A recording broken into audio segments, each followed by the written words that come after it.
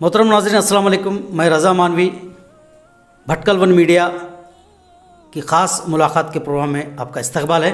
नाज़रीन, आप जानते हैं भटकल वन मीडिया भटकल के खुसूसी शख्सियात से मुलाकात करते हैं, उनके ख़यालात को, उनके तजुर्बे को आवाम के सामने लाते हैं। आज हम भटकल के मशहूर मरूफ और ख़दीम इदारा अंजुमन हामिया मुस्लिमीन के सदर जनाब काज़िया मुज़म्मिल साहब से आपकी ख़ास मुलाकात कराएंगे। मैं उनका इस प्रोग्राम में इस्तकबाल करता हूं। सर, आपका इस्तकबाल है इस प्रोग्राम में।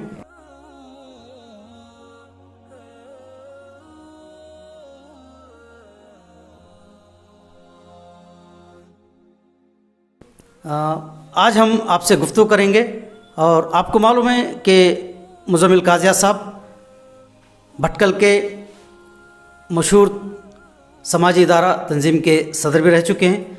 इससे कबल वो अंजुमन के जनरल सेक्रेटरी भी रह चुके हैं। इसके अलावा आपका ताल्लुक़ अदलिया से है, आप सेशन जज भी रह चुके हैं। आइए हम उनसे गुफ्तगू करेंगे अंजुमन और मौजूदा सूरत हाल पर। क्या प्लान है उनके 100 साल के इस मौके पर। आप अपने अंजुमन की बागडोर संभाले हुए हैं, सो हम आपसे मुलाकात कराएंगे और गुफ्तगू करेंगे। सर, इस प्रोग्राम में आपका वेलकम है, स्वागत है, इस्तकबाल करता हूं मैं। सर, मैं आपसे ये बात पूछना चाहता हूं कि आपने एक ख़दीम इदारा अंजुमन का बागडोर संभाले हैं, जिसकी 100 साल का जश्न भी हो जाना चाहिए था। लॉकडाउन की वजह से किसी सूरत में वो नहीं हुआ है। क्या मंसूबे है सर आपके, आगे के क्या प्लान है? अस्सलाम वालेकुम। बहुत बहुत शुक्रिया आपका, आपने जो है मुझे इस मौके पर चुना। मेरा ताल्लुक़ भटकल से ही है, मैं भटकल में पैदा हुआ और मैं अंजुमन हामिया मुस्लिम का स्टूडेंट हूँ। मैंने Islamia English Urdu high school से एसएससी किया। College Anjuman arts and science college 1968 में स्टार्ट हुई थी और 1969 से जो है साइंस सेक्शन वहाँ पर स्टार्ट हुआ था। मैं 1969 में अंजुमन आर्ट्स एंड साइंस कॉलेज में साइंस सेक्शन में ज्वाइन हुआ और अंजुमन का फर्स्ट बैच बीएससी ग्रेजुएट में हूँ। और 1973 में जब मेरी डिग्री हो गई, उसके बाद मैं बेंगलुरु जाके LLB किया, फिर वकालत पेशा अख्तियार किया। फिर वकालत पेशा अख्तियार करने के बाद में 1978 में भटकल आया। भटकल में आके मेरी जो है वकालत शुरू किया। 1979 में मुझे जो वकालत शुरू करके यहाँ पर कुछ महीने ही गुजरे थे कि मुझे भटकल म्यूनसिपाल्टी का काउंसलर चुना गया और नायब सदर बनाया गया। 5 साल तक मैं भटकल म्यूनसिपाल्टी में नायब सदर रहा। उसके बाद 1983 में मैं मजलिस इस्लाह तंजीम भटकल में बायसत एग्जीक्यूटिव शामिल हुआ और जाते ही मुझे उन्होंने जनरल सेक्रेटरी बनाया। 1990 तक जो है मैं मजलिस इस्लाह तंजीम भटकल का जो है जनरल सेक्रेटरी रहा। 1983 से मेरा ताल्लुक़ अंजुमन हामिया मुस्लिमीन से है। मैं वहाँ पर इसका एग्जीक्यूटिव मेंबर था और 1993 में उसका जनरल सेक्रेटरी बना। जनरल सेक्रेटरी जब बना तो अंजुमन के पास जो है आपके हाई स्कूल था, प्राइमरी स्कूल था और गर्ल्स हाई स्कूल था, गर्ल्स जूनियर कॉलेज स्टार्ट हो गई थी। और उसके बाद में जो है डिग्री कॉलेज तो पहले थी, कॉमर्स तक था, BA BSc BCom और इंजीनियरिंग कॉलेज थी। उस वक्त हालात भी बहुत कशीदा थे यहाँ पर। तो 12 साल मुझे मौका मिला, तकरीबन 4 साल तक मैं अंजुमन हामिया मुस्लिमीन का जनरल सेक्रेटरी रहा। और जब मैं जनरल सेक्रेटरी था तो यहाँ पर जो है हर स्टाफ और स्टूडेंट सब मेरे साथ बहुत अच्छा इंटरेक्शन रखते थे, बहुत इज़्ज़त भी देते थे, मोहब्बत भी सबों की थी। उसके बाद मैं ऐसे जज बेंगलुरु चला गया। तो फिर कुछ सालों के बाद में फिर मैं यहाँ पर आया तो मुझे तंजीम का सदर चुना गया। 3 टर्म तक मैं तंजीम में सदर रहा और इत्तेफाक से अभी जो है अंजुमन हामिया मुस्लिमीन का सदर मुंतखब हुआ हूँ। सर आपके प्लान क्या है सर, आप जो जबकि आपके पास अभी जो है अंजुमन हामी मुस्लिमीन में जब आने का मेरा मकसद यहाँ पर जो है अंजुमन हामी मुस्लिमीन को हिंदुस्तान की एक बेहतरीन एजुकेशनल हब और एजुकेशनल सेंटर बनाना है। हमको यहाँ पर हिंदुस्तान में जितने हमारे तालीमी इदारे हैं, कुल तालीमी इदारे, उसमें है जवाहरलाल नेहरू यूनिवर्सिटी है, बड़े बड़ी फैकल्टीज़ हैं, बड़े बड़े इंस्टीट्यूशंस हैं, बड़े बड़े इदारे हैं। जिन कौमों के पास प्राइमरी भी नहीं था, आज वो बड़ी बड़ी यूनिवर्सिटियाँ चला रहे हैं, आगे बढ़ रहे हैं। और मुसलमान जो है, एक ज़माने में जो है सर सैयद अहमद ख़ान ने अलीगढ़ यूनिवर्सिटी बनाई थी, एक स्टैंडर्ड क्लास यूनिवर्सिटी बनाई थी। उसके बाद में जो है ज़ाकिर हुसैन और उनके जो है रफ़क़ा ने जामिया मिलिया बनाया था। अपनी जगह पर उसका बहुत नाम है, उसका स्टैंडर्ड भी है। हमारे साउथ इंडिया में हमारे मुसलमानों के बहुत सारे इंस्टीट्यूशन हैं, मगर उस मेयार का कोई इदारा अभी यहाँ पर नहीं है। और मेरी ख्वाहिश है कि मैं अंजुमन हामी मुस्लिमीन भटकल को उस मेयार पर और उससे बड़े मेयार पर जो है लेके जाऊँ, ये जो है हमारा एम है। अभी हमारे पास जो है नर्सरी और प्राइमरी और हाई स्कूल से लेकर हमारे पास इंजीनियरिंग कॉलेज तक जो है हमारे पास ऑलरेडी हैं। उसमें जो बच्चे तलबा जो एडमिशन लेते हैं, उनकी सही रहनुमाई करके, उसको बेहतरीन कोचिंग देके, उनको हाई क्वालिफाइड एजुकेटेड इंसान और एक डिग्निफाइड और वेल कैरेक्टर्ड जो है इंसान बनाना हमारा मकसद है, जो इंशाल्लाह हम जो है उसके लिए कोशिश कर रहे हैं। इंशाल्लाह उसमें कामयाबी हमको मिलेगी। सर ये मैंने सुना कि अंजुमन एक्सेलेंस सेंटर का कुछ बात चल रही थी, तो क्या उसके मकसद है, क्या एक्सेलेंस सेंटर में क्या रहेंगे सर? अच्छा, क्या करेंगे आप? देखिए, ये सेंटर ऑफ एक्सेलेंस है जी। जनरली बहुत इदारों में, बड़े बड़े नामचीन इदारों में, दुनिया भर के वर्ल्ड वाइड जो टॉप इदारे रहते हैं, आप हार्वर्ड लीजिए या जो है ऑक्सफोर्ड लीजिए, कैम्ब्रिज लीजिए, या हिंदुस्तान के भी कुछ बड़े जो है गैर लोगों के जो अच्छे इदारे हैं, हर इदारों में जो है वो अपना एक सेंटर ऑफ एक्सेलेंस कायम करते हैं। और सेंटर ऑफ एक्सेलेंस का मतलब ये होता है कि जो बच्चे वहाँ पर जनरल तालीम हासिल करते हैं, जो सब्जेक्टिव एजुकेशन रहता है अपने सब्जेक्ट पर, वो सिर्फ अपने सब्जेक्ट की ही जानकारी रखते हैं। उनको अगर पूरे जनरल नॉलेज और उनको जो है दुनिया के बाकी चीज़ों से जो है जहाँ पर जाके कंपटीशन रहता है, उस कंपटीशन को फेस करके सबको ओवर पावर करके आगे जाने के लिए जिस तालीम की और जिस तरबियत की ज़रूरत है, उसको देने के सेंटर का नाम सेंटर ऑफ एक्सेलेंस होता है। यानी एक स्टूडेंट को हम लेते हैं तो उसको जो है एक एक्सेलेंट स्टूडेंट बना के जो है छोड़ना। अभी इसमें बहुत सारी चीज़ें ऐसी रहती हैं कि बच्चे डिग्री करके निकलते हैं, उसके बाद में जो है पोस्ट ग्रेजुएशन करके निकलते हैं, या जो है कोई टेक्निकल इंजीनियर बन के निकलता है। बाहर आने के बाद में वो जो किताब में पढ़ता है उससे ऊपर उसके पास मालूमात नहीं रहती। और आजकल की ज़रूरत, बल्कि हमेशा की ज़रूरत ये रहती है, जो आदमी अपनी बुक में पढ़ता है उससे ज़्यादा उसको जनरल नॉलेज रहना है। अगर वो कोई जाता है किसी इंटरव्यू में जाने के बाद में उसको इंटरव्यू किस तरह फेस करना चाहिए और वहाँ पर जो है दूसरों के साथ कंपटीशन करके किस तरह आगे बढ़ना चाहिए, उसकी जो तालीम और तरबियत होती है उस तैयार करने का जो है काम सेंटर ऑफ एक्सेलेंस करता है। दूसरा ये कि हमारे बच्चों को एजुकेशन काउंसलिंग नहीं है।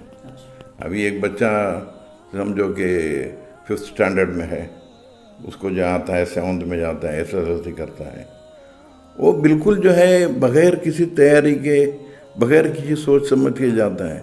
वही आके कहता है बेटा तुम डॉक्टर बनना है, वो कहता है खुश हो जाता है मैं डॉक्टर बनूंगा। उसमें डॉक्टर बनने की सलाहियत नहीं रहती। वो बेहतरीन साइंटिस्ट बन सकता है, बेहतरीन इंजीनियर बन सकता है, बेहतरीन वकील बन सकता है। वो कोई आदमी आता है तो बेटा तुम लॉयर बन जाओ, तो वो बेहतरीन डॉक्टर बनने वाला लड़का रहता है। तो उसको आइडेंटिफाई करके, जिसमें कौन सी सलाहियत है उसको आइडेंटिफाई करके वो लाइन में उसको आगे बढ़ने के लिए जो ट्रेनिंग दी जानी चाहिए, उसको काउंसलिंग करके ट्रेन करके आगे बढ़ाना, वो जो है एक बिल्कुल अभी जो आजकल की जो है बिल्कुल अशद ज़रूरी चीज़ है वो। उसके बाद में जो है एक चीज़ होती है कि जानकारी देना, आपको जो है वोकेशनल गाइडेंस, करियर गाइडेंस, ये बहुत ज़रूरी चीज़ है। एक लड़का आता है तो उसको बिठा के बोलेंगे बेटा तू क्या करना चाहता है, तुम अगर ये करोगे तो फलानी लाइन में जाओगे तो यहाँ बढ़ सकते हो, अगर और फलानी लाइन में जाओगे तो इस तरह जाना है, आपको डॉक्टर बनना है तो ये रास्ता है, इंजीनियर बनना है तो ये रास्ता है, आईआईटी में जाना है तो ये रास्ता है, आपको गवर्नमेंट सर्विस में जाना है तो ये रास्ता है। तो उसको पहले जो है रास्तों की जानकारी दिखाना है, उसके बाद में वो सेलेक्ट करने के बाद में वहाँ पर उसको ठीक तरीके से पुश करके उसको किस रास्ते में भेजना है, उस रास्ते में उसको रहबर चाहिए, गाइड चाहिए, उस गाइड के मारिफत से उसको आगे बढ़ाएंगे तो वो अपनी मंजिल की तरफ जो है बढ़ सकता है। सर मैं ये देखता हूँ कि दूसरे कॉलेजेस वगैरह में सीईटी, नीट वगैरह के कोचिंग्स होते हैं ताकि स्टूडेंट्स इंजीनियरिंग में, मेडिकल में अपने स्टूडेंट ज़्यादा हासिल करें। यहाँ हमारे पास भी इस तरह के इदारे हैं। अंजुमन में इस तरह का कोचिंग सीईटी, नीट का क्या प्लान है आपके पास? ये सेंटर ऑफ एक्सीलेंस का अभी जो पहला मरहला है जी, वो जो है कोचिंग फॉर नीट, अच्छा JEE, जी CET कोचिंग, वो जो है पहला मरहला है। जी। इसके लिए रिसोर्स क्या करते हैं? कहाँ अभी से लाएं? देखिए, अभी उसको सबसे पहले हम वहाँ पर जो है इसको स्टार्ट कर रहे हैं। जी, हमने आइडेंटिफाई किया है थोड़े स्टाफ को, थोड़े स्टाफ जो है हमारे जो अवेलेबल इंजीनियरिंग कॉलेज के स्टाफ, थोड़े हमारे जो है आर्ट्स एंड साइंस कॉलेज के स्टाफ हैं, थोड़े PU कॉलेज के स्टाफ हैं। उसके साथ में जो है एक्सपर्ट ट्रेनर्स और एक जो है 2-3 ट्रेनर्स हम जो है हायर करेंगे, हायर करके जो है वो कर रहे हैं। अभी वो तो समझो कि आइंदे माह से, नेक्स्ट मंथ से शुरू हो जाएगा। उसके बाद में जो है जो बच्चे उसमें जाएंगे वो तो ट्रेन हो जाएंगे इंशाल्लाह। उसको जो है हम पूरी मेहनत से उसके पीछे जो काम करेंगे और वो जो है आगे बढ़ जाएंगे। जो दूसरी बात यह है कि जो बच्चे BCom में पढ़ते हैं, BBA में पढ़ते हैं, BCA में पढ़ते हैं, BE में पढ़ते हैं, उनके लिए बहुत सारे जो है शॉर्ट टर्म कोर्सेज हैं हमारे पास। तकरीबन सैकड़ों जो है शॉर्ट टर्म कोर्स जो है उनके लिए हैं। अब समझो कि बहुत सारे हैं, 100, 150, 200 कोर्सेज यहाँ पर हैं ऑलरेडी बेंगलोर में, आपको मैंगलोर में, बॉम्बे में, चेन्नई में है, पूना में, बहुत सारी जगहों पर कोर्सेज हैं। जैसे मैंने कहा कि SAP है या दूसरे जो है कोर्सेज हैं, बहुत सारे फाइनेंस के कोर्स रहते हैं, उसमें एक्रेडिटेड कोर्सेज रहते हैं। बाद दो यहाँ से बच्चे जाते हैं, बेंगलोर जाते हैं, बहुत सारी जगहों पर जाते हैं। वो कोर्सेज अगर जो है पढ़ते हैं, उनको जो है जाके 2 लाख 3 लाख रुपया दे के जो है पढ़ते हैं वो। हम यहाँ पर उनको जो है वो जब उनका कोर्स जब चलता है, मतलब एक लड़का जो है कोई BCom फाइनल में है या कोई जो है BBA फाइनल में है, उसको जो है हम यहाँ पर स्टार्ट करेंगे वो कोर्स। अच्छा, वो डिग्री के साथ में वो कोर्स कंप्लीट करेंगे।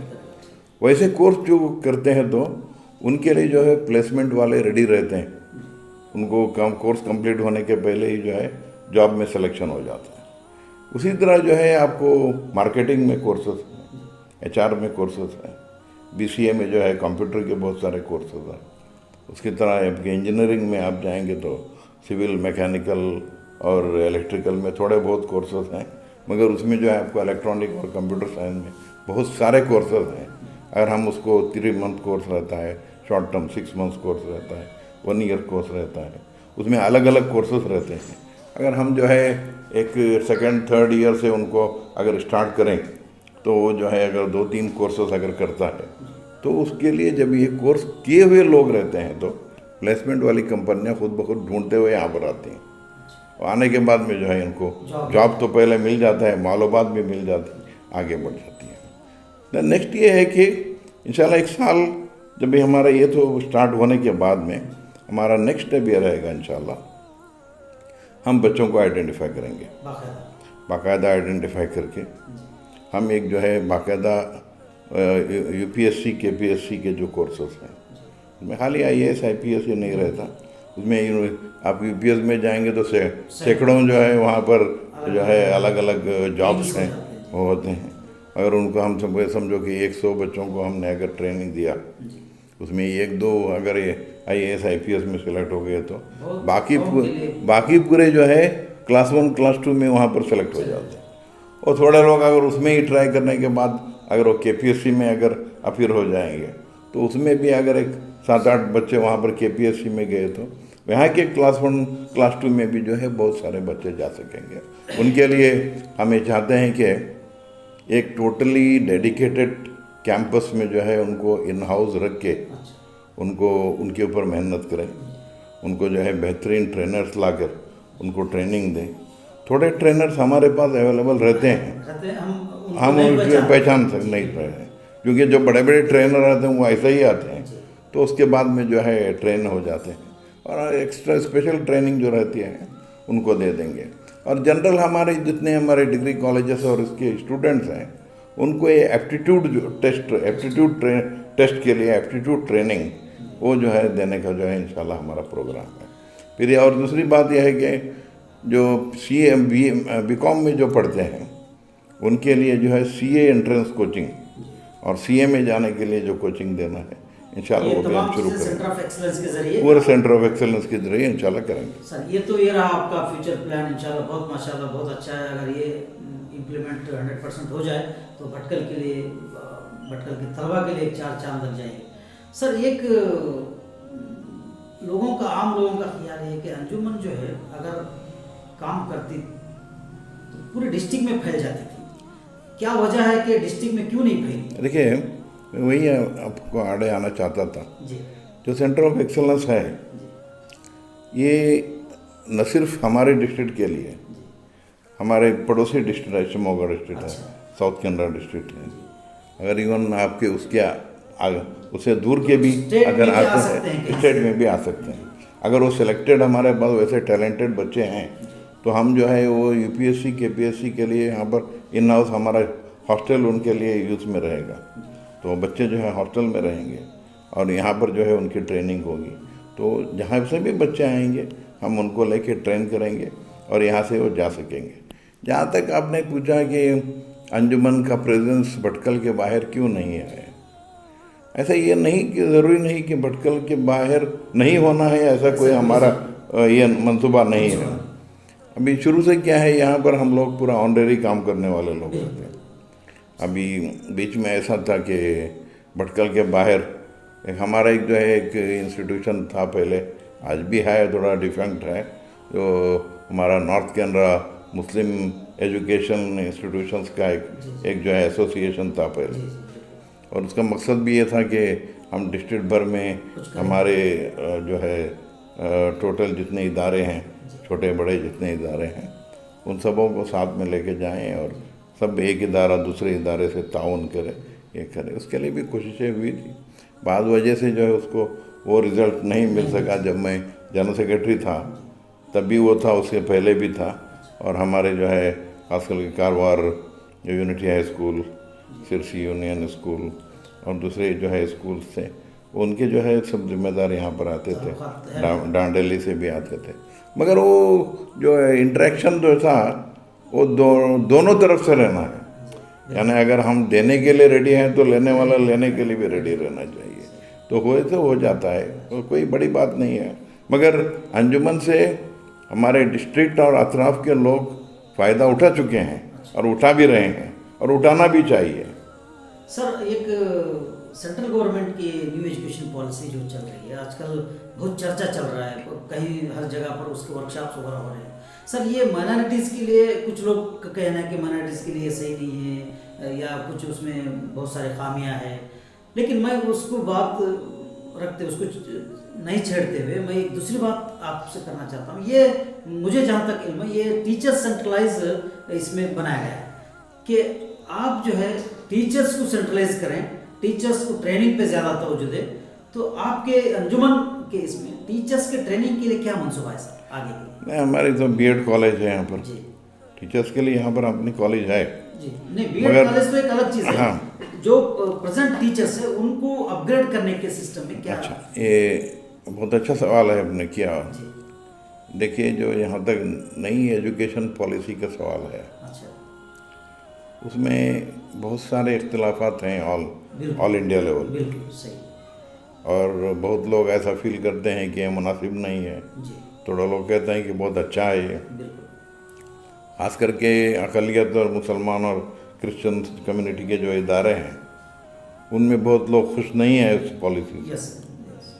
आज हमारे अंजुमन की इंतजामिया मीटिंग थी, जी। इसमें भी ये पॉइंट रेज किया गया कि इसके बारे में क्या है, एक पॉलिसी क्या करना चाहिए।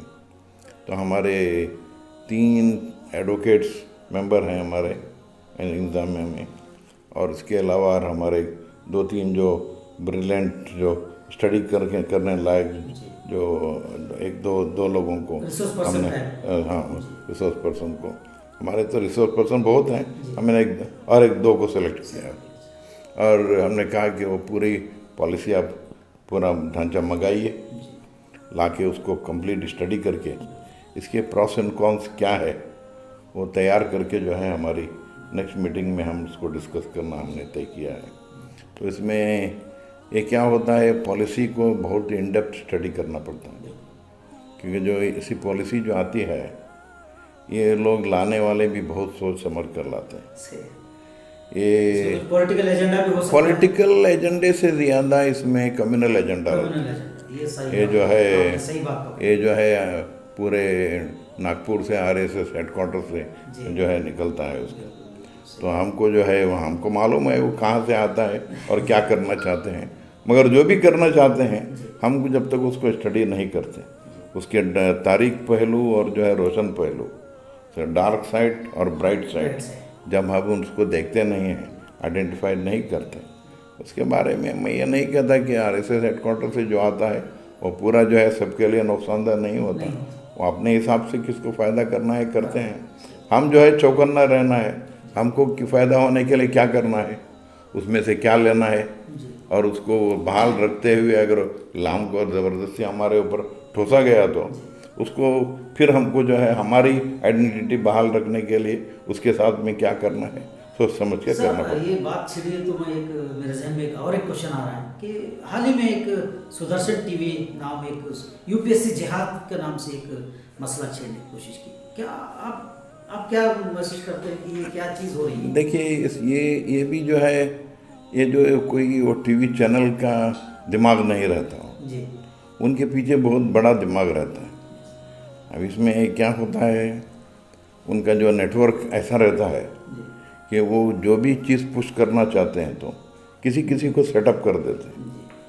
अभी इसमें इस बार जो है हमारे इधर जैसा हम सेंटर ऑफ एक्सेलेंस करने जा रहे हैं, और हमदर्द है, दूसरे जो है बड़े बड़े जो है हमारे थोड़े जगहों पर इदारे हैं जो मेहनत कर रहे हैं ताकि जो है अपने वीकर सेक्शन, वीकर क्लासेस और माइनॉरिटीज़ के बच्चे अच्छी तालीम करके आगे आए।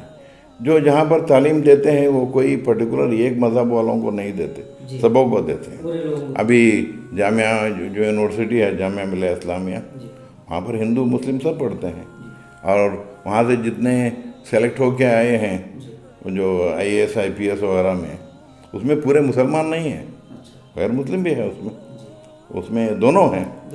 अगर इस बार इत्तेफाक यह है कि मुसलमानों पर मेहनत की गई, और मेहनत करके जो है थोड़े बच्चे आगे आ गए, लोगों के अंदर अवेयरनेस आ गया है कि हम अवेयरनेस अभी आना बाकी है, थोड़ा बहुत आ गया अवेयरनेस, थोड़े लोगों में आया, उन्होंने अपने बच्चों पर मेहनत की। मेहनत करने के बाद एग्ज़ाम था, वो एग्ज़ाम में जिसको मार्क्स ज़्यादा मिला वो जो है सेलेक्ट हो गया। अभी इसमें मार्क्स लेने में कोई जिहाद तो नहीं रहती। ये जो है पागलपन है उनका, वो बस अपने जो है एजेंडा को पुश करने के लिए लेकर आते हैं और कुछ नहीं रहता उसमें। सर, चूँकि आप पॉलिटिकल बैकग्राउंड के भी हैं, आप कांग्रेस के जो है लीडर भी रह चुके हैं, आप एक्टिव पार्टी में भी हैं आप, सो आप क्या जो है सलाह देना चाहते हैं कि माइनॉरिटीज़ जो है क्या कांग्रेस के पीछे ही पड़े, क्या दूसरी जो है कोई और पार्टी को देख ले कि कांग्रेस पार्टी में मुसलमानों का कितना मुस्तकबिल है? देखिए, एक बिल्कुल अनोखा सवाल है। जहाँ तक पॉलिटिक्स का ताल्लुक है, मुसलमानों की कोई पार्टी नहीं है। ये ज़रूरी नहीं कि मुसलमान कांग्रेस में ही रहे, मुसलमान किसी भी पार्टी में रह सकता है और हर पार्टी में मुसलमानों को रहना है। यहाँ तक लोग कहते हैं कि ये पार्टी सेकुलर है, ये पार्टी कम्युनल है, मगर ये आप क्लासिफाई नहीं कर सकते किसी को सेकुलर और कम्युनल। देखिए एक पॉलिटिशियन रहता है, कल तक बीजेपी में था, आरएसएस का भी एक्टिव ऑर्गन था, काम करता था। वो सडन जो है सुबह उठते ही उसको दिमाग में आया कि नहीं हम कांग्रेस में जाना है, तो शाम को कांग्रेस में आ गया। तो कल तक हम बोलते थे तुम कम्युनल हो, आज सेकुलर बन गया। वो कैसे बन सकता है? और एक रहता है कि कोई जो है ज़िंदगी भर कांग्रेस में रहता है, उसके बाद में जो है जाके बीजेपी में ज्वाइन होता है, वो सेकुलर से उसको हमने कम्युनल बना लिया। तो ये देखिए, कोई किसी को आप सेकुलर या कम्युनल आप ब्रांड नहीं कर सकते। आरएसएस वाले हैं अपने, उनका एजेंडा है, वो हिसाब से करते हैं। अभी कांग्रेस में जो है उसको ये ज़रूरी नहीं है कि उसका दिमाग सेकुलर हो, पार्टी की आइडियोलॉजी सेकुलर हो सकती है, मगर पार्टी में जो आता है रहने वाला आदमी जो है उसको जहन बोल नहीं सकते। उस तरह ही दूसरी पार्टियां हैं, आईएसपी है, बीएसपी है, आपका जो है जनता दल एस है, जनता दल यू है, दूसरे बहुत सारे जो है पार्टियां हैं। उसमें कोई पार्टी जो है अपनी आइडियोलॉजी लेके नहीं चलती। मैं समझता हूँ कि हिंदुस्तान में अभी आइडियोलॉजी, सेकुलर आइडियोलॉजी लेके कोई पार्टी जाती है तो कम्युनिस्ट पार्टी है। अब सीपीआई है, सीपीआईएम है, उनका अपना जो है मैनिफेस्टो है, अपनी आइडियोलॉजी है, और उनका जो कैडर बेस्ड जो है पार्टी है वो उसमें एक हद तक अभी थोड़ा आपको अगर एक पर्टिकुलर आइडियोलॉजी वाले अगर देखना है तो एक कम्युनिस्ट है और दूसरी जो है आरएसएस है, और जो है बाकी लोग जो है आते हैं, सेकुलर बताया जाता है, वो चल जाता है। सर, जैसा कि आपने एक बात छेड़ी, कम्युनल जो हालात पैदा हो रहे हैं, एक हिंदू मुसलमान एक दूसरे को लड़ाने की कोशिश की जा रही है, बाकायदा एजेंडा बना हुआ है। ऐसे हालात में हम भटकल के माहौल में आप क्या लोगों को मैसेज देना चाहते हैं कि ये हम एक दूसरे के साथ भाईचारे के साथ ज़िंदगी गुजारें? देखिए, हिंदू कम्युनल नहीं होता, मुसलमान भी कम्युनल नहीं होता। जो उस पार्टी के मंशूर को पीछे जाते हैं, आइडियोलॉजी अडॉप्ट करके उनके साथ जाते हैं, वो इनकी आइडियोलॉजी रहती। जनरल जो है, आप जो है जाइए एक गांव में, अगर फर्ज करो कि 1 लाख लोग हैं, 1 लाख लोग में जो है आरएसएस कैडर वाले कितने रहेंगे? आपको एक 100, 25, 50 आपको कांग्रेस में वाले जो है 100, 25, 50 बाकी लोग कहाँ पॉलिटिक्स में रहते हैं, उनको कोई वास्ता भी नहीं रहता और उसको वो तस्लीम भी नहीं करते। और जहाँ तक जो है आपका है, देखिए जितने कैस्ट हैं उसमें फर्क, वो कैस्ट वाले जो है किसी पार्टी से अपने आप को आइडेंटिफाई नहीं करते। ये जो सियासत है, मैं हमेशा एक चीज़ हमारे दोस्तों को बताता हूँ, सियासत आइडियोलॉजी से नहीं बनती, दिमाग से बनती है। जिसके पास दिमाग है, अपने दिमाग का इस्तेमाल करता है, तो वो जो है अगर माइनॉरिटी रहता है तो भी आगे बढ़ता है, और जिसके पास जो है वो दिमाग नहीं होता, वो जो है वो आइडियोलॉजी भी उसके पास नहीं रहती। अभी आप जितने मुस्लिम्स हमारे लीडर्स हैं, वो कौन जो किसको आप कम्युनल बताएंगे? कौन, कितने लोग अपने मज़हब पे चल रहे हैं, कितने लोग 5 वक्त की नमाज़ पढ़ते हैं? वो ऐसा नहीं है। वो अपने जो है उल्लू सीधा करने के लिए, अपने काम के लिए कोई कुछ बताता है, कोई कुछ बताता है। एक चीज़ यह है कि आपको मैं बताता हूँ, चलो, मुसलमान का जो लीडर होता है कौन होता है? आप किसको मुसलमान का लीडर कहते हैं? जनरल आप लोगों के पास जाएंगे तो मुसलमान कोई सियासी कायद है तो कहेंगे हमारे फलाने साहब हमारे कायदा है, हमारा वो लीडर है, वो लीडर है। किसने बनाया उनको लीडर? कोई बनाया नहीं बनाया, क्यों? वही बनाए बगैर तो नहीं बनता। देखो, मुसलमानों का लीडर मुसलमान नहीं चुनता, मुसलमानों को लीडर कोई पार्टी वाला चुनता, चाहे वो जेडीएस हो, कांग्रेस हो, बीजेपी हो, सीपीआई हो, सीपीएम हो, या एसपी हो, बीएसपी हो, पार्टी चुनता है। पार्टी चुन के जिसको लाके जो है खड़ा करके जिताते हैं, उसमें जो है उसको मुसलमानों को वोट देने वाला 8-10% मुसलमान रहते हैं, बाकी पूरा 90% तो बगैर कौम उसको, तो उसको लाके तुम्हारे ऊपर जो है टोपते हैं कि तुम्हारा लीडर तुम नहीं चुनते। जब तक तुम्हारा लीडर तुम नहीं चुनते, तुम्हारा वो लीडर नहीं हो सकता। जो कितना बड़ा आदमी होना था, चाहे वो सेंट्रल मिनिस्टर बने या हिंदुस्तान का प्रेसिडेंट बने या कोई बने, मुस्लिम का लीडर नहीं हो सकता। और उस सर ये आखिरी सवाल है कि यही मैंने आपसे अर्ज किया कि भटकल के माहौल में हम लोग भाईचारा को किस तरह बढ़ा के रखें, एक बातें कहकर हम देखिए, जहाँ तक भटकल के ताल्लुक है, भटकल के हिंदू भी बहुत अच्छे हैं, मुसलमान भी अच्छे हैं। हर आदमी जो है मिलजुल के रहना चाहता है, कोई भी आपस में जो है झगड़ा या ना इत्तेफाकी करना नहीं चाहता। और इसमें ऐसा है कि यहाँ पर दोनों कम्युनिटीज़ इंटरडिपेंडेंट है। मुसलमान हिंदू के ऊपर डिपेंड रहता है, हिंदू मुसलमान के ऊपर डिपेंड रहता है। आपको जो है ये जो इंटरडिपेंडेंट जो रहता है, हमको अभी घर में काम वाला चाहिए तो हम किसी भी कौम वाले को लाते हैं, आपको ड्राइवर चाहिए तो किसी को लाते हैं, आपके यहाँ पर जो है कल्टीवेशन करना है, आपको जो है मिल्क प्रोडक्ट होना है, या आपको जो अनाज होना है, तरकारी होना है, फ्रूट होना है, रोज़मर्रा की चीज़ें जो होना है, आप वो लाने वाला को ये नहीं देखते कि हिंदू है या मुसलमान है, कौन है, नहीं देखते। आप जो है यू आर द कंज्यूमर्स, और जो है लाके देने वाला और एक कौम का होता है, वो लाके देता है, आप लेते हैं। आप अगर ये सोचे कि नहीं नहीं हमसे वो जीता है, वो गलत है, क्योंकि जैसे हमसे वो जीता है तो उससे हम जीते हैं। अगर वो लाके हमको नहीं देता तो हमको माल कहाँ से मिलता। तो चाहे वो जिसी जगह पर हो, भटकल नहीं बल्कि कहीं भी हो, किसी जगह पर हो, लोग जो है इंटरडिपेंडेंट हैं। हिंदू मुसलमान पर डिपेंडेंट है, मुसलमान हिंदू पर डिपेंडेंट है। और वो क्या होता है, जब डिपेंडेंट होता है तो हमको भी हमारे अखलाक अच्छे सुधार के रखना चाहिए, हमारी डीलिंग अच्छी रहनी चाहिए। अगर हमारी डीलिंग अच्छी रहती है तो जो है सब ठीक हो जाता है। वो आपको एंड करने के पहले और छोटी मिसाल देता हूँ मैं। तो आज से तकरीबन 40-50 साल पहले लैंड रिफॉर्म्स कानून जो है अमल में आने के पहले भटकल की तकरीबन समझो कि भटकल तालुका की 80-90% जो ज़मीन थी पूरे खेड़ों की, वो ज़मीन मुसलमानों की थी। अच्छा। और यहाँ पर जो है टेनेंट्स ज़्यादातर घर को, ज़्यादातर क्या समझो 100% थे वो, और वो कल्टीवेट करते थे और एक शेयर जो है एज ए रेंट लाके मुसलमानों को देते थे।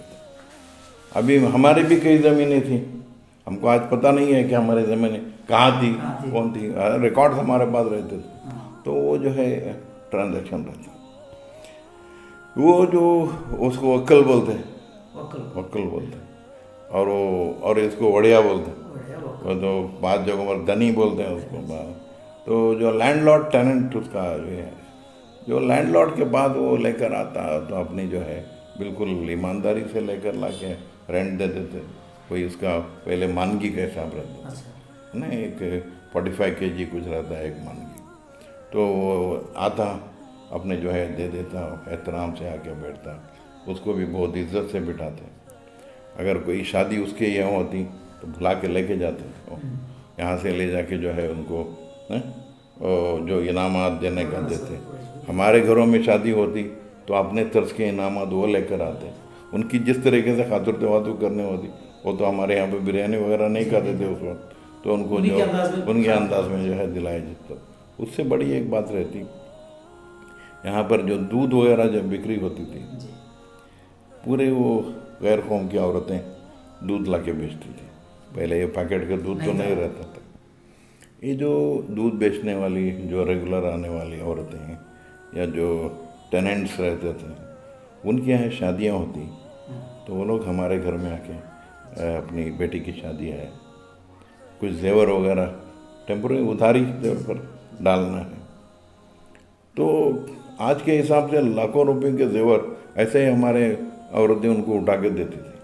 देखो 15-20 दिन पहन के ला के दे दो, यानी ऐसा गिफ्ट नहीं देती, समझे ना। हाँ, तो ले जाके जो है दुल्हन को फैलाते, पहना के तकरीबन 15, 20, 25 दिन के बाद में ला के लौटाते थे। वो कार्ड जो है मोहब्बत पहले थी। उसमें क्या हो गया बाद में, वो लैंड रिफॉर्म्स एक्ट आने के बाद में ज़मीन उनकी हो गई, उनका आना जाना कम हो गया। बाद में जो है इनका भी जो है वहाँ पर जाना कम हो गया। वो ताल्लुकात जो है वो जितना थोड़ा दूर हो गए, यानी जो पहले से हज़ारों साल से जो ताल्लुकात थे वो थोड़ा जो है डिस्टेंस आ गया। और अब भी जो है म्यूचुअली एक दूसरे को अगर हेल्प करते हैं, ये हमारी भी किन चीज़ है। जैसे हमारे पास भी बहुत लोग मालदार भी हैं, बहुत सारे गरीब लोग भी हैं। ये नहीं है कि मुसलमानों के पास भटकल में दौलत है, नहीं है। मुसलमानों में बहुत कम लोगों के पास दौलत है, थोड़े मिडिल क्लास हैं, बहुत सारे गरीब भी हैं। उस तरह गैरों में भी जो है थोड़े मालदार हैं, थोड़े मिडिल क्लास हैं, थोड़े गरीब हैं। जैसे हम लोग सबको देखते हैं, हम लोग उनके भी गरीबों को जो है अपने भाई समझ के जो है देखना चाहिए, गांव वाले समझ के देखना चाहिए। उसमें जो है मोहब्बत बढ़ती है। वो जब तक हम नहीं करेंगे वो मोहब्बत नहीं बढ़ेगी। ये जो मिलनसारी जो रहती है वो जब तक हम खिदमत खल्क को अपना जो है नज़रिए पर नहीं करते तब तक जो है वो भाईचारी कहाँ होगी। किसी को हम हकीर नहीं समझना, वो भी जो है हमारी तरह हमारे भाई हैं। मालदार और गरीब बनाना वो तो कुदरत के हाथ में रहता है। सर तो आपने बहुत अच्छी बात, बहुत अच्छे ख्यालात को लोगों के सामने लाए। हमारे पुराने जो आपके तजुर्बे हैं उस बिना पर भी लोगों को ये बताए कि हम भाईचारे से ज़िंदगी गुजारना है। और आपके साथ हमने मुख्तलिफ टॉपिक पर आज गुफ्तगू की। आपने हमारी दावत को कबूल किया, आप हमारे स्टूडियो में आए, हमसे बात की, आपका हम शुक्रिया अदा करते हैं। भटकल वन मीडिया ने इसी तरह इंशाल्लाह और कुछ अशख़ास को लेकर आपके सामने आएगी, उनसे मुलाकात कराएगी, उनका ख़यालात को आपके सामने रखेगी। जब तक हमें इजाज़त दीजिए। अस्सलाम वालेकुम।